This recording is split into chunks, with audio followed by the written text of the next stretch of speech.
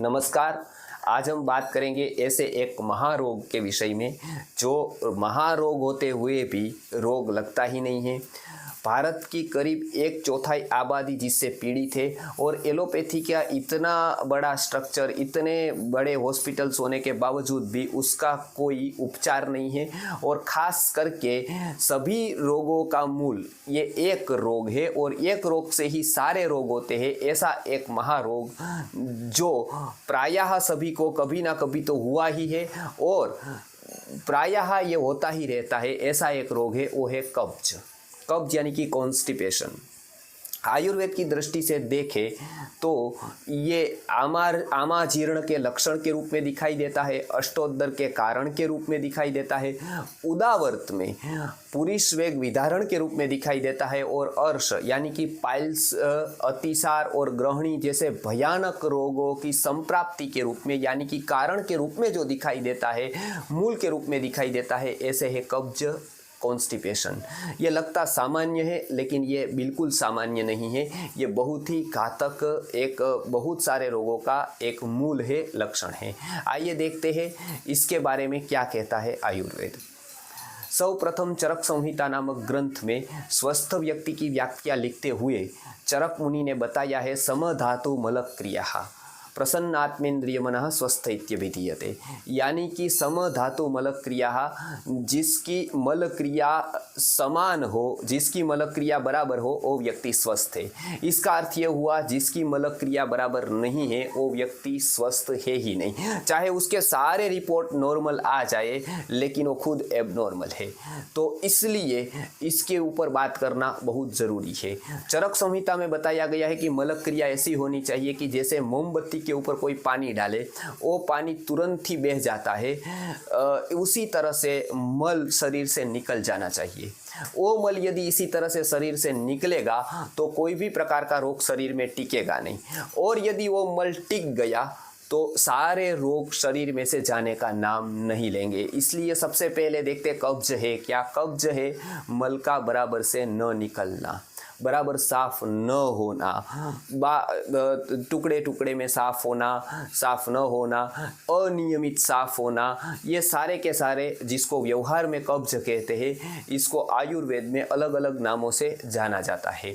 तो इसके लिए हम आज उसके जो कब्ज है क्या, तो मल का न निकलना, मल का साफ न होना, वो कब्ज कहा जाता है। तो ये से लगभग आज ऐसे तो क्रोनिक कॉन्स्टिपेशन से आज लगभग 25% आबादी पीड़ित है भारत की, लेकिन सामान्य कब्ज से लगभग 70 to 80% लोग पीड़ित होते हैं। तो अब ये कब्ज जो है, मल का निस्सरण है, वो नहीं होता है बराबर, तो उसका कारण क्या है। प्राकृतिक रूप से तो सभी प्राणी पशुओं का मल निस्सरण हो जाता है बिना किसी औषध के, बिना किसी ध्यान रखते हुए, क्योंकि ये कुदरती प्रक्रिया है। लेकिन मनुष्य में अभी अभी ये हो नहीं रहा है, ये मल का निस्सरण नहीं हो रहा है। क्यों नहीं हो रहा है, उसका क्या कारण है, तो हम देखते हैं आधुनिक जीवन शैली है और आधुनिक आहार और विहार ऐसे विपरीत हो गए हैं कि वो मल का निस्सरण नहीं होने देते हैं। तो सर्वप्रथम हम देखते हैं कि क्या क्या कारण है। सर्वप्रथम वृक्ष भोजन, रूखा सूखा खाना, दबा का खाना, सुबह भोजन का बनाया और शाम को दोपहर में भोजन किया, बाहर भोजन किया, व्यवस्थित पकाया नहीं, ऐसा भोजन किया, तो सबसे पहले तो भोजन की गलती है ये। दूसरा, एक भोजन किया, बाद में कुछ खाया, कुछ पिया, यानी कि आइसक्रीम खाया, कुछ सोडा बोड़ा पी, कुछ और खाया, नाश्ता किया, उसको कहते हैं अध्यशन। एक पचा नहीं है, दूसरा खाया, दूसरा पचा नहीं है, तीसरा खाया, तो ये भी एक कारण बनता है। फिर जल्दी खाया, वो भी कारण है कब्ज का। चबा चबा कर न खाना, जल्दी खाना, वो भी कारण है। फिर खाने के बाद तुरंत सो गए, वो भी कारण है कब्ज का। तो खाने के बाद तुरंत ही सो जाते हैं, वो भी कारण बनता है। आगे बैठे हुए ही काम करते हैं, चलते फिरते नहीं है, घूमते नहीं है, एक्सरसाइज नहीं करते हैं, योग नहीं करते हैं, व्यायाम नहीं करते हैं, तो व्यायाम के बिना, श्रम बिना का जीवन, वो भी बड़ा कारण है अभी के लाइफ में। फिर मानसिक तनाव यानी कि स्ट्रेस है, चिंता है, व्यग्रता है, अवसाद है, ये मानसिक कारण भी कब्ज के कारणों में आता है। वेग विधारण यानी कि बस वगैरह ट्रेन में जा रहे हैं, यूरिन पास होने की इच्छा हो गई, भूख लग गई, प्यास लग गई और उसको सम्मिलित करने के लिए हमारे पास कुछ नहीं है, ऐसी परिस्थिति नहीं है, उसको कहते हैं वेग विदारण। ये वेग विदारण भी कब्ज का कारण है, कॉन्स्टिपेशन का कारण है। और ख़ास करके बदलता आहार और पानी, जैसे सुबह हम एक पानी पीते हैं, ऑफिस में दूसरा पीते हैं, फिर तीसरी जगह मेहमान बनकर जाते हैं तो पानी अलग प्रकार का पीते हैं, तो इस प्रकार का पानी का बदलाव भी कॉन्स्टिपेशन का कारण बनता है। आयुर्वेद की दिनचर्या ऋतुचर्या को पालन न करने से, देर से उठने से, रात को जगने से ये परिस्थिति होती है कि कब्ज हो जाती है। अब कब्ज हो गई तो उसके नुकसान क्या है? मल साफ न होना, रुक्ष होकर वो आंत्र में चिपक जाता है और उसके परिणाम क्या है? कब्ज हो गई तो उसके नुकसानकारक जो परिणाम है वो आयुर्वेद में लिखे। सर्वप्रथम तो प्रायः सभी रोग का एक मूल होता है, क्योंकि आयुर्वेद में बताया गया है कि सर्वेषाम एव रोगाणाम निदानम कुपितामला, यानी सब रोग का कोई एक कारण है तो कुपित हुआ मल, यानी कि सड़ा हुआ मल है जो आंत्र में चिपक जाता है और उससे ग्रहणी हो सकती है, मतलब अल्सरेटिव कोलाइटिस हो सकता है, उससे पाइल्स हो सकता है, फिस्टुला हो सकता है, डायरिया हो सकता है, ऐसे अनेक प्रकार के डिसीजेस और अंत में जाकर कैंसर तक की भयानक बीमारियां एक कब्ज के कारण हो सकती है। इसलिए सावधानी रखें और कुछ न कर पाए हम तो केवल और केवल कब्ज से बचे। कब्ज के ऊपर ध्यान देंगे, भविष्य में आपने बहुत सारे रोगों के बचने के लिए पूरा का पूरा एक सिस्टम ले लिया। कब्ज दूर कर दी माने सब रोगों का मूल दूर कर दिया, अब फल होंगे ही नहीं। तो कब्ज को दूर करने के लिए, निवारण करने के लिए क्या करें? तो आयुर्वेद में बताया है कब्ज निवारण के लिए आहार कैसा होना चाहिए। सबसे प्रथम इसको आहार के ऊपर ध्यान देना है, औषध के ऊपर बाद में ध्यान देना है। तो आहार में खास करके गेहूं आप लेते हैं तो उसको छोड़कर जौ चालू करें। पानी यदि पीते हैं आप ठंडा, तो ठंडा पानी छोड़कर गर्म करके उबाला हुआ पानी पीना आप शुरू करें। हरी पत्ते वाली सब्जियां लेना शुरू करें। आलू के जो वस्तु लेते हैं, चिप्स लेते हैं या फिर नमकीन लेते हैं या आलू बहुत खाते हैं तो वो खाना छोड़ दीजिए या फिर बहुत ही कम कर दीजिए।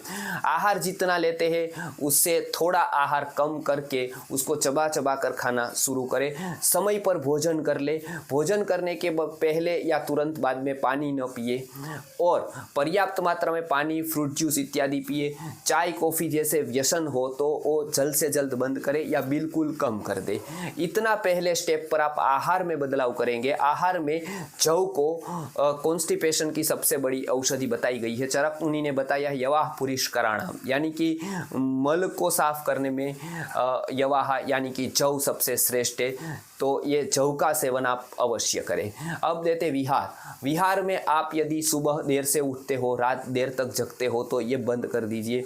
विहार में यदि आप बैठे बैठे काम कर रहे हो तो घूमना फिरना, योग व्यायाम थोड़ा शुरू करें। भोजन के बाद तुरंत सो जाते हो, भोजन और सोने के बीच में गैप न रखते हो तो वो रखना शुरू करें। अति श्रम करते हो तो बीच बीच में आराम कर लिया करें। अति मानसिक श्रम करते हो तो ध्यान वगैरह क्या अभ्यास करें, थोड़ा अध्ययन का अभ्यास करें। तो ये विहार में इतना बदल करें। और अंत में कब्ज की औषधियों के बारे में जानेंगे। तो कब्ज में कौन सी औषधियाँ लेनी है जो आप घर पर ले सकते हैं। सर्वप्रथम कब्ज की औषधि है हरड़। हरड़ का 1 चम्मच सुबह 1 चम्मच शाम को लेने से कब्ज कितनी भी पुरानी हो, कब्ज में बहुत फर्क आ जाता है।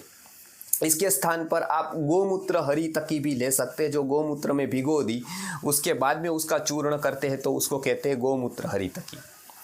वो भी 2-2 टेबलेट सुबह दोपहर शाम या सुबह और शाम को 1-1 चम्मच ले सकते हैं। त्रिफला चूर्ण है, वो सुबह 1 चम्मच शाम को 1 चम्मच इस तरह से भी ले सकते हैं। एरंड भ्रष्ट हरी तकी, यानी कि एरंड तेल में पकाई हुई हरड़ को सुबह 1 चम्मच शाम को 1 चम्मच ले सकते हैं। और अंत में जो अमलतास है, वो अमलतास की जो लकड़ी आती है उसके अंदर से जो निकलता है थोड़ा वो उसका जो गोंद जैसा, उसको पानी में भिगोकर वो पानी रात को ढक कर सुबह उसको वो पानी लगभग आधा गिलास जैसा पीने से मल बिल्कुल साफ हो जाता है। और ख़ास करके उषह पान की आदत डालने से भी कब्ज में बहुत अच्छा परिणाम मिलता है।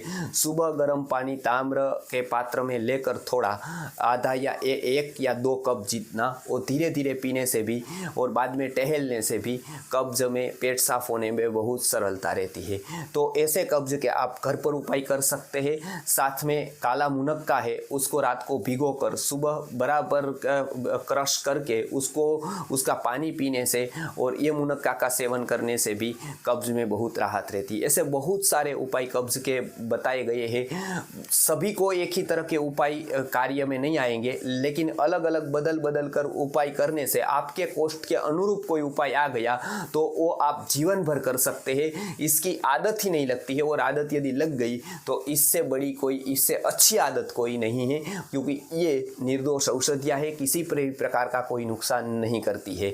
तो कब्ज के विषय पर इतनी औषधियाँ है, आप किसी का भी प्रयोग निर्भयतापूर्वक जीवन भर कर सकते हैं। नमस्कार।